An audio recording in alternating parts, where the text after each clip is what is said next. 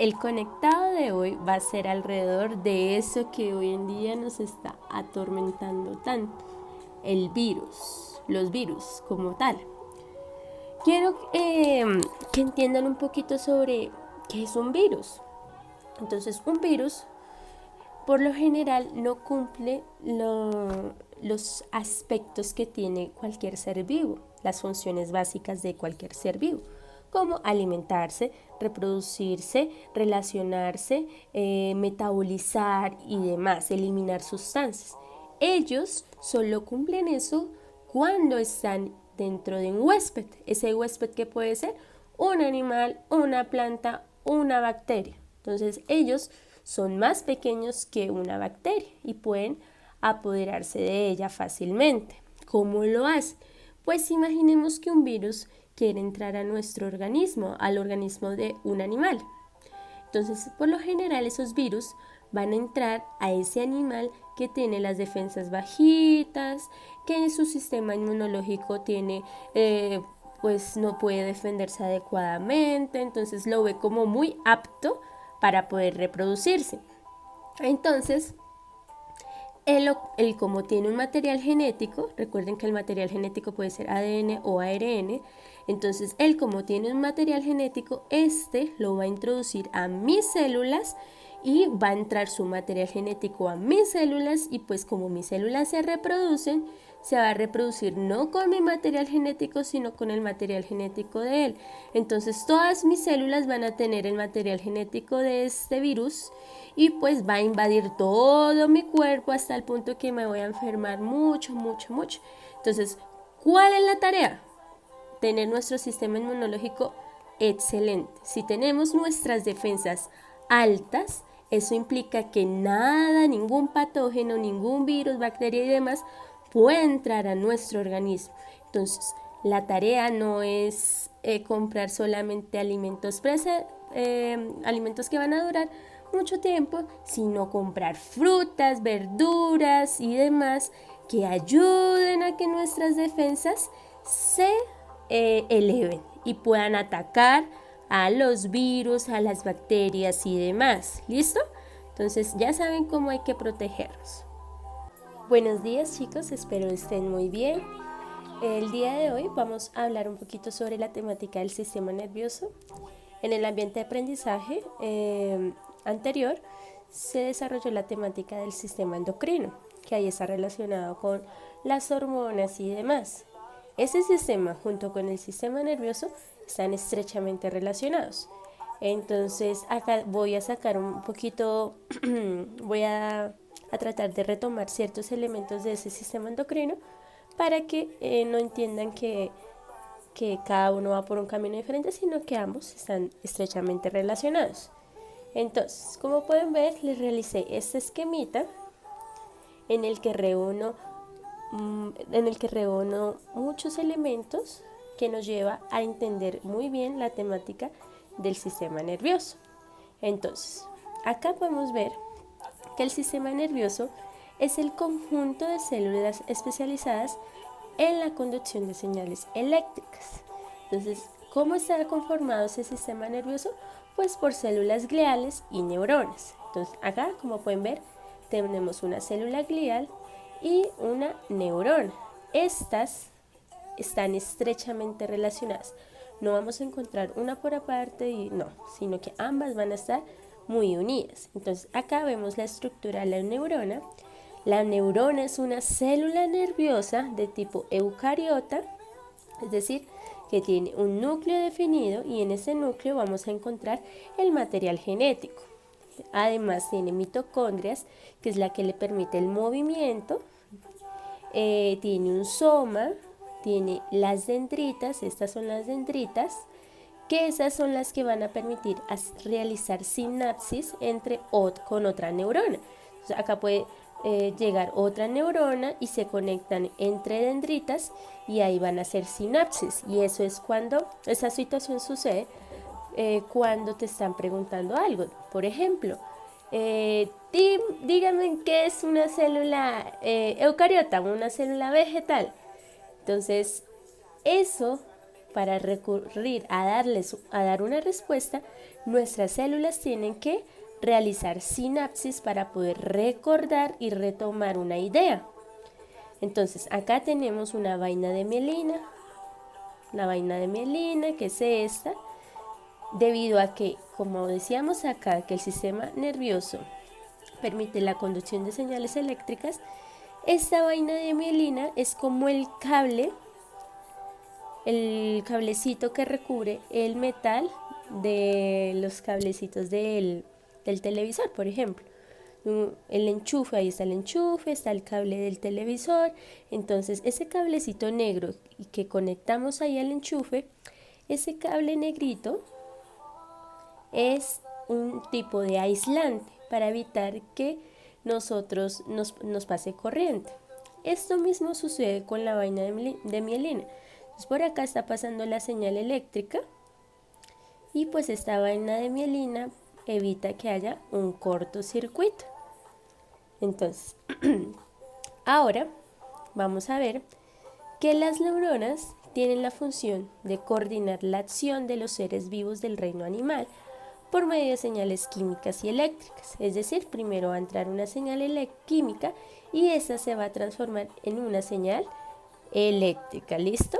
Entonces, estas señales químicas, por lo general, son las que denominamos hormonas. Entonces, recordarán la hormona de la oxitocina, que es cuando sentimos felicidad, cuando estamos enamorados, pero también está la adrenalina, que por lo general surge cuando tenemos miedo y demás. Las neuronas tienen una clasificación muy particular, desde la clasificación morfológica, es decir, según su forma, podemos tener que hay neuronas unipolar, bipolar, multipolar y pseudonipolar. Esta es una multipolar. Entonces, de acuerdo a la cantidad de dendritas, así mismo se va a clasificar en alguna de estas. Ahora, entonces, volvamos a esta parte. El sistema nervioso, entonces, es el encargado como tal de captar estímulos del entorno, es decir, estímulos externos, o señales del organismo, estímulos internos, y procesa la información y genera respuestas diferentes según la situación. Entonces, un ejemplo, estamos en la calle, normal, estamos caminando ahí con nuestros papás y de repente vemos que en la esquina hay una persona muy sospechosa. Entonces, primero, ¿qué sucede? Pues nuestros ojos son los encargados de detectar, de percibir que allá en esa esquina hay una persona. Entonces esa señal se envía, atraviesa nuestra retina y demás, pasa al nervio óptico y llega al cerebro. Y el cerebro va a mandar una señal que va a pasar por tu médula espinal, que está ahí por tu cuello y baja por tu espalda. Y por ahí va a mandar una respuesta que va a ir ¿a dónde?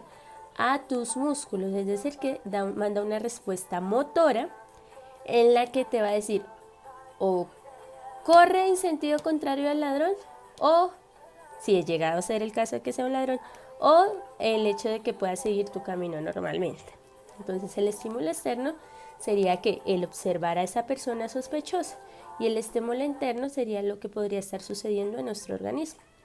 Entonces, eso es más o menos por este estilo que nuestro sistema nervioso comienza a percibir todo lo que hay en nuestro entorno. También pueden ser los cambios de temperatura, puede ser la humedad, en fin. Todos esos estímulos externos lo percibe nuestro sistema nervioso, pero también los estímulos internos. Cuando nos duele el estómago, cuando nos duele la cabeza, todos esos son estímulos internos que son percibidos gracias a nuestro sistema nervioso. Entonces, esa fue la situación práctica que ahorita les comenté. Ahora, la clasificación. El sistema nervioso tiene una clasificación amplia, muy importante y demás. Entonces, tenemos que la clasificación va a ser en 1, 2 y 3. O sea, se va a clasificar en 3 partes. Entonces tenemos la clasificación del sistema nervioso que podemos encontrar la central, la periférica, que entonces el central vamos a encontrar el encéfalo. El encéfalo está protegido por el cráneo y encontramos la médula espinal que también está protegida por la columna vertebral. Entonces, el encéfalo, ya ahorita les explicaré cómo ha sido el proceso de la evolución y junto con la médula espinal. Pero entonces el sistema nervioso central, que a veces se reduce así, sistema nervioso central, SNC. Entonces, el sistema nervioso central se caracteriza porque está protegido por estructuras óseas. El encéfalo por el cráneo, la médula espinal por la columna vertebral. Entonces, así lograremos diferenciarlo con los otros tipos. El periférico, entonces, es el conjunto de nervios que conectan el sistema nervioso central al resto del organismo. Es decir, que el periférico lo vamos a encontrar, son nervios. Entonces, son nervios que están conectados a nuestro encéfalo y a nuestra médula espinal. Y ese sistema nervioso periférico, que son todos los nervios, está rodeado en todo nuestro cuerpo. En todo nuestro cuerpo vamos a encontrar nervios.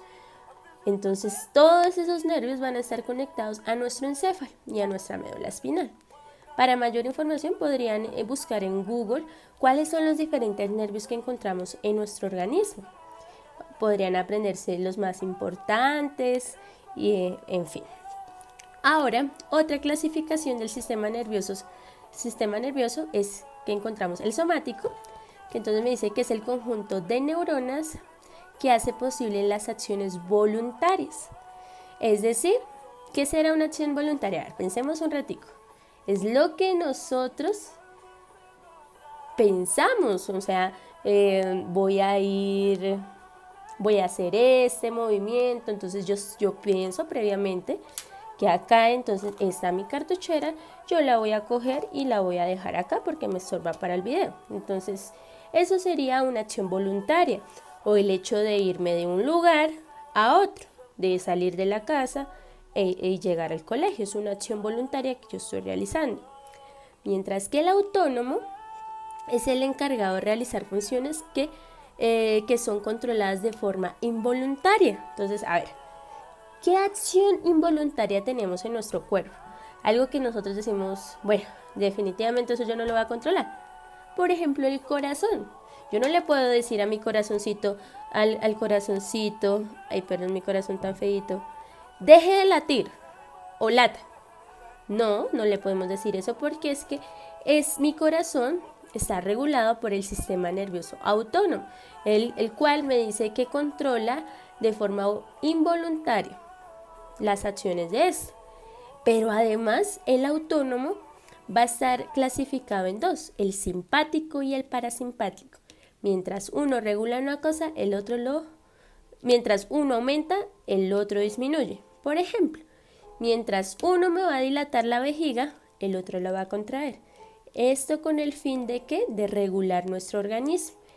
En Google hay muchísimas imágenes relacionadas con estas dos.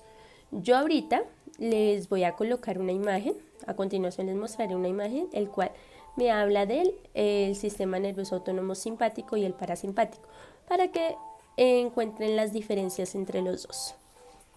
Ahora, vamos a hablar sobre la evolución. Entonces, el sistema nervioso más antiguo y que poco ha evolucionado es el de los cnidarios o celenterados. ¿Quiénes son? Pues las medusas, anémonas, corales. Ellos, en vez de tener un sistema nervioso con un encéfalo, con una médula espinal, lo que tiene es una red de nervios. Es decir, solo unos nervios que le permiten entender el entorno que los rodea. Pero eso no implica que ellos no sean exitosamente evolutivos, sino al contrario. Esa red de nervios les ha permitido sobrevivir durante millones y millones de años y que también posibilita que ellos comprendan y respondan a su ambiente. Entonces, más o menos, ellos tienen esa red de nervios y de neuronas surgieron en ellos hace más o menos 700 millones de años. Entonces son animales que hoy por hoy todavía siguen vivos, es decir, que esto les ha servido para poder ¿qué? Sobrevivir en su ambiente. Entonces, la presión selectiva pudo introducir la especialización del tejido epitelial para la traducción de la información. Es decir, imaginemos lo siguiente, que unos organismos X tenían solamente una red de nervios, una red de neuronas. Entonces, bueno, normal, seguían en su ambiente, reproduciéndose, alimentándose y demás. Pero una presión selectiva del ambiente, es decir, la escasez de alimento, la depredación masiva, en fin, muchos de ese tipo, condujo a que se especializara el tejido epitelial, es decir, lo que rodea los nervios y lo que rodea las neuronas. Entonces hizo que esas se especializaran y evolucionaran, se transformaran. ¿Cuál fue el objetivo? Pues sobrevivir. Entonces todos los seres vivos, su objetivo principal es que la reproducción, sobrevivir. Entonces para ello yo necesito ser capaz de sobrevivir y responder a mi entorno. Entonces si esa presión selectiva yo no respondía muy bien a eso, pues me iba a extinguir. Entonces ese no es el fin de los seres vivos. El fin de ellos es que lograrse adaptar y lograr sobrevivir. Ahora, para el caso de los seres humanos, entonces recuerden, en el proceso de la evolución hay dos fases, la hominización y la humanización. La hominización es el proceso evolutivo y transformación de nuestro cuerpo, mientras que la humanización consiste en aspectos sociales, culturales y demás. Entonces acá nos vamos a enfocar en esa parte de la hominización, pero en cuanto al sistema nervioso y pues de nuestro encéfalo como tal. Entonces, tenemos que el sistema nervioso logró evolucionar en los primates como nosotros gracias al proceso de la encefalización y la centralización. Entonces, cuando habla de encefalización, hacemos referencia a la concentración progresiva de estructuras nerviosas que se dan en la cabeza, es decir, neuronas. Y la centralización se da en la médula espinal. Entonces, con la posición erguida de nuestro cuerpo y pues la estructuración bien de la columna vertebral, se dio el desarrollo de la médula espinal. Entonces, estas dos cositas permitió la encefalización y centralización y por ende la evolución de nuestro sistema nervioso. Entonces, ahora les voy a mostrar como un pequeño recorrido sobre cómo fue el cambio de todos nuestros antecesores en cuanto al sistema nervioso. Entonces, uno de nuestros más antiguos antecesores son los australopithecus. Los australopithecus por lo general eran arborícolas, es decir, que se la pasaban en los árboles consumiendo frutas y demás. Eran más bien herbívoros, es decir, que carnívoros no eran. Entonces, les voy a dar un dato curioso. Nosotros, antes de ser carnívoros, fuimos carroñeros, es decir, a nosotros nos quedaba más fácil consumir los restos que dejaba otro animal que cazaba que invertir la energía en ir a cazar. Entonces yo veía que hay un animal salvaje, vino y se consumió un animalito, dejó ahí algunos restos, pues yo me aprovecho de ellos y así no invierto energía en ir a cazar. Entonces, eso ya fue con el tiempo. Entonces ahí era como un paréntesis, un dato curioso sobre que antes de ser carnívoros fuimos carroñeros y antes de ser carroñero fuimos herbívoros. ¿Listo? El hecho de ser herbívoros, ese tipo de alimentación y también el tipo de ambiente, el comportamiento y demás hizo que nuestro cráneo fuera de un tamaño más pequeño. Entonces, por ende, si nuestro cráneo era muy pequeño, eso significaba que nuestra masa cerebral, es decir, nuestro encéfalo, era de un tamaño muy pequeño. Ahora el Homo erectus, perdón, sigue primero, después del Australopithecus sigue el Homo habilis. El Homo habilis como tal ya era un cazador, un pescador, lograba elaborar artefactos. Acá anteriormente el Australopithecus lo único que hacía era usar herramientas. Entonces veía una piedra, le daba un uso y demás. Pero ya el Homo habilis lograba elaborarlas como tal. Eso implica que, pues, un aumento en nuestro cráneo. Y además de que ya consumíamos proteína animal. Acá solamente consumíamos era planticas, vegetales y demás. Acá ya era proteína animal. ¿Eso qué implica? Entonces, pues hay unas teorías que dicen que el hecho de ser carnívoros implicó que nuestro cerebro aumentara de tamaño y por ende también nuestras habilidades. Después, el Homo neandertal se dice que él convivió con el Homo sapiens. Entonces, imagínense, dos especies de humanos, no digo que ya eran humanos, sino dos especies de primates que eran muy similares, convivieron en un mismo periodo de tiempo, pero que el Homo sapiens y el Homo neandertal tenían una cualidad y era que eran canibalistas. O sea, él era un canibalista. Entonces, es decir, que se comían entre ellos. El Homo sapiens, además de ser esto, era muy competitivo y muy violento y logró que él se extinguiera. Entonces, el Homo sapiens, también con su comportamiento social, con su pensamiento abstracto, hizo que este sistema nervioso se complejizara hasta tal punto de que pues hoy en día llegamos a producir artefactos que inclusive no podemos ver a simple vista, sino que son microscópicos. Entonces es interesante todo lo que nos lleva a nuestro sistema nervioso. Gracias a él es el que podemos percibir todo nuestro entorno, pero también necesitamos de otros, del sistema endocrino, necesitamos del sistema óseo, del sistema muscular. Es decir, no veamos todo por aparte, sino que todo es un gran sistema, que si sacamos algo, ya no va a poder funcionar todo nuestro cuerpo de la mejor forma. Entonces, esto es la temática del sistema nervioso. Acá les dejo así grandecito por si quieren copiar este mapita, para que tengan buenos elementos y demás. Muchas gracias.